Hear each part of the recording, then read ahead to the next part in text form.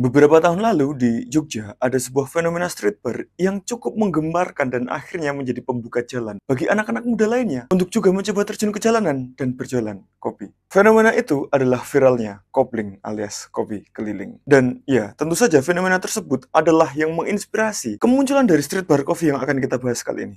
Tekosu. Karena waktu itu kuliah drop out ya Mas, jadi kepikiran untuk aduh, ini masa depannya gimana ya gitu kan. Akhirnya ketemu sama teman yang memang belajar di kopi waktu itu.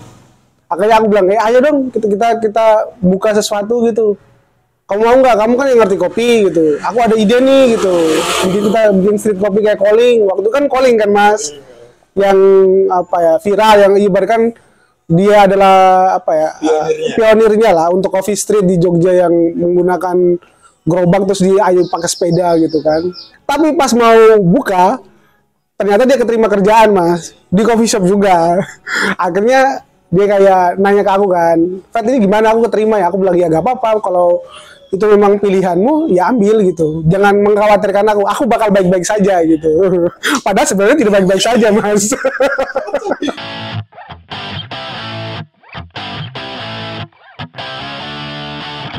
Pada mulanya, Tekosu adalah konsep street bar yang menggunakan Vespa dan ada gerobak di sampingnya, di sespannya. Gerobak itulah yang digunakan untuk beroperasi menyeduh kopi saat Tekosu mangkal di jalanan sekitar. Lucunya, kita semua tahu bahwa mengendarai Vespa itu tidak semua orang bisa. Dan yang bisa mengendarai Vespa, belum tentu bisa mengendarai Vespa yang di sampingnya ada gerobak sebesar itu. Dan nyatanya, Mas Freddy ini belum pernah mengendarai Vespa sama sekali, tapi tetap nekat membeli Vespa dan memasangnya dengan gerobak. Jadi pertama aku beli Vespa itu tuh karena memang mau jualan gitu, mau jualan itu. Dan aku belum pernah naik Vespa waktu itu. Bisa bawa kopling, tapi belum pernah naik Vespa Mas. Kedua, belum pernah bawa Sespan juga. Karena bawa motor biasa sama bawa Sespan itu akan beda.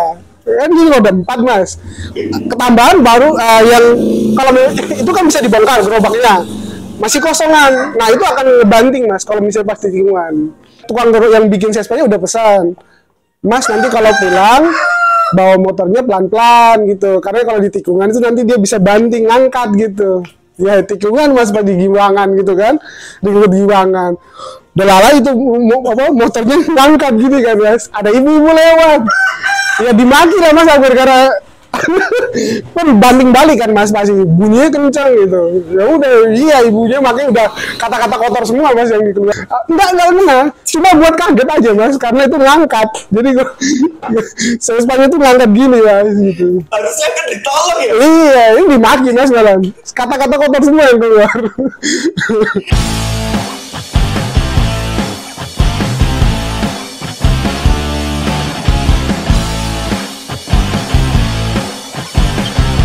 Jangan pernah meremehkan ketabahan dari mereka yang membuka bisnis street bar coffee. Yang mereka hadapi bukan sebatas bagaimana caranya mendatangkan pelanggan, ya itu juga sih. Tetapi ada faktor-faktor lain yang akan menjadi hambatan, seperti cuaca yang mendadak berubah hujan, seperti es batu yang mendadak habis di tengah malam, atau bahkan terkait kriminalitas yang terjadi di jalanan. Momentum kita kenapa pindah ke sini karena waktu itu ribut yang NTT sama Ambon. Nah, momentum dari situ kita tidak bisa jualan lagi di area sekitar situ. Tapi memang benar kok Mas, dulu. Jadi kalau banyak cerita lucu kalau misalnya di jalanan sana. Mas pernah nonton live 86? Nah, kita karena kita itu jualan tuh di samping reskrim Persis. Live 86 Mas. Kita lihat orang nangkap narkoba siapa gitu, nangkap curanmor siapa, sampai becak itu dibunyiin lagi nongkrong Mas. Ada keributan kan? Itu apa sih yang bikin masalah tuh kabur beloknya tuh ke arah reskrim, becek bunyi dong Mas, gini tuh sini buat apa, ditembak udara Mas 2 kali, customer kaget gitu, langsung kita tenangin, nggak apa-apa, ini live 86, emang ini street, kalau bilang, suasana jalanan ini, jadi harap dimaklumi. Jadi beberapa customer tuh sampai saking udah terbiasa Mas, sampai akhirnya karena sering kan, akhirnya terbiasa. Gitu. Jadi kita tempat kopinya kita tuh di samping kantornya Intel Mas. Intel yang berbaju Gojek, Shopee gitu. Jadi untuk perbecengan gitu dan segala macam penyamaran soal Intel ya kita berdampingan gitu.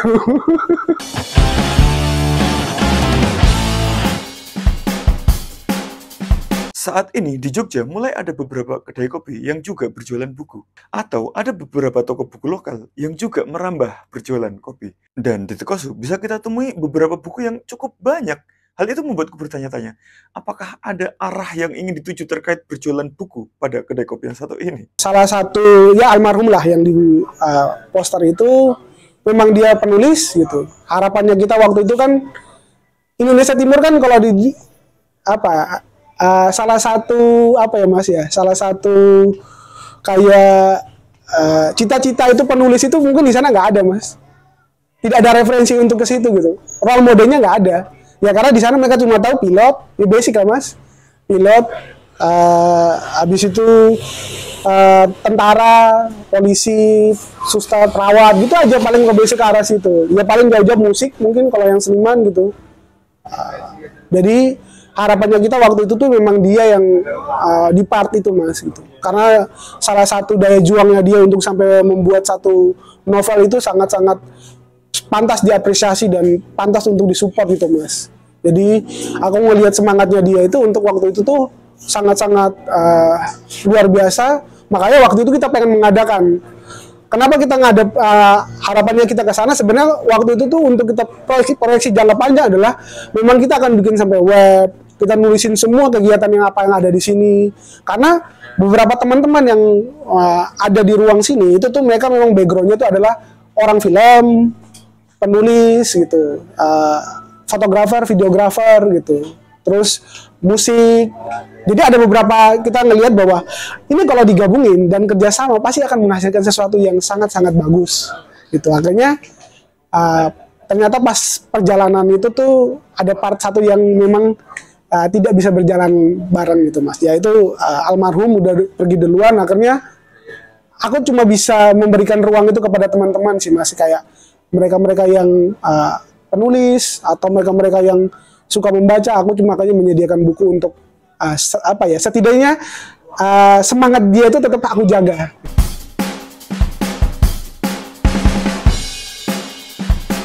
Di obrolanku sebelumnya dengan Mas Freddy, ia membahas bahwa konsep Tekosu yang saat ini adalah untuk menciptakan ruang kreatif bagi para pemula yang ingin mencoba berkarya. Dan hal itu bukan hanya omong kosong belaka, tetapi bahkan sudah terrealisasi. Dan salah satunya adalah sebulan. Waktu itu kita konsepin sebulan acara, namanya kita namain sebulan.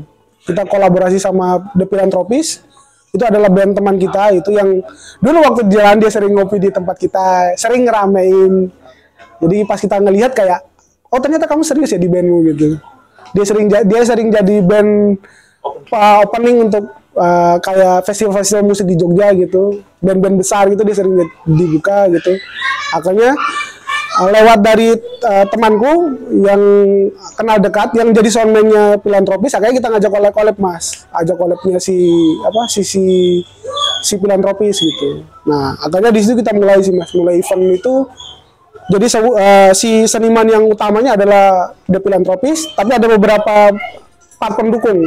Itu tuh ada beberapa yang kayak ilustrator gitu, terus tato dan meronce.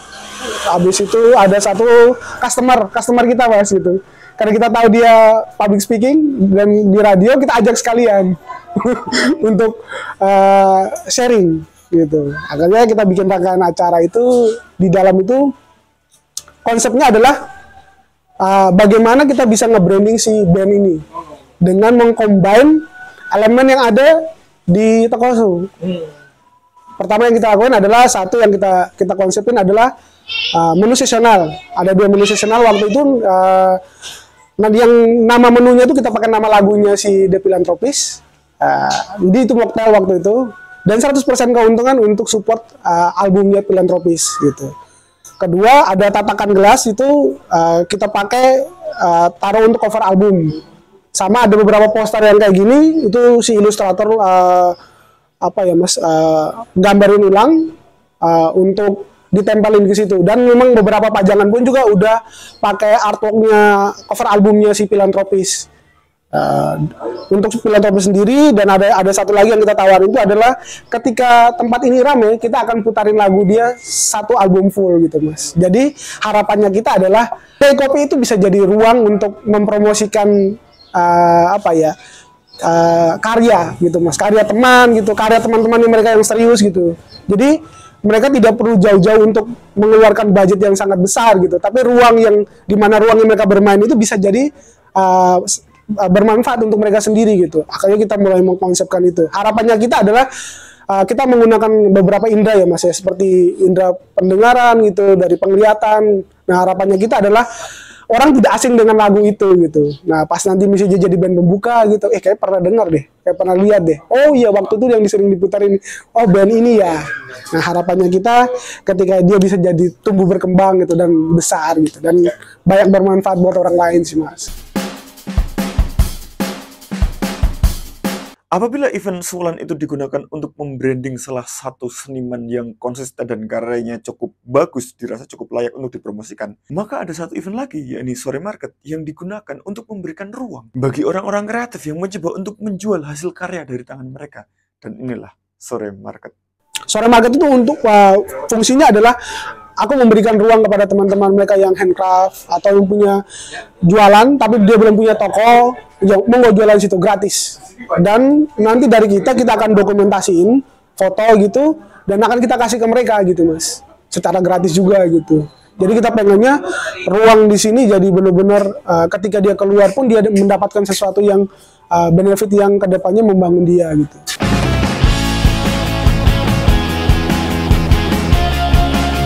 Kedai kopi ini bukan hanya akan menjadi sebatas kedai kopi, melainkan ruang untuk siapa saja yang mencoba untuk berkarya. Bahkan ada harapan besar bahwa Tekosu suatu saat nanti bisa menjadi tempat singgah bagi siapa saja yang merantau dan tidak memiliki tempat tanpa dipungut biaya sama sekali, dengan syarat harus rutin berkarya. Harapannya kita tuh besok kita bisa kalau saya punya rezeki lebih itu nanti kita punya ruang yang lebih besar Mas. Gitu, mungkin kita akan punya tempat singgah, bisa seperti dormitory gitu. Nah, siapapun boleh tinggal di situ. Kamu tidak perlu bayar pakai uang. Kamu cukup perlu bayar pakai karya. Kalau kamu nggak pakai karya, kamu harus pakai tenaga. Kalau nggak ada, kamu kontribusi sama tempat itu.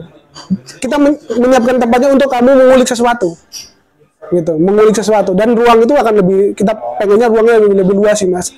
Mungkin ada studio musik gitu, ada panggung teater gitu. Jadi memang kita pengen skalanya lebih besar sih Mas. Jadi memang kayak Jogja itu ketika orang datang ke sini, misalnya adik-adik mereka saya dari timur, atau dari mungkin teman adik-adik saya dari barat, atau dari sekitar Pulau Jawa yang kota-kota kecil, yang merasa tidak ada punya ruang itu ada.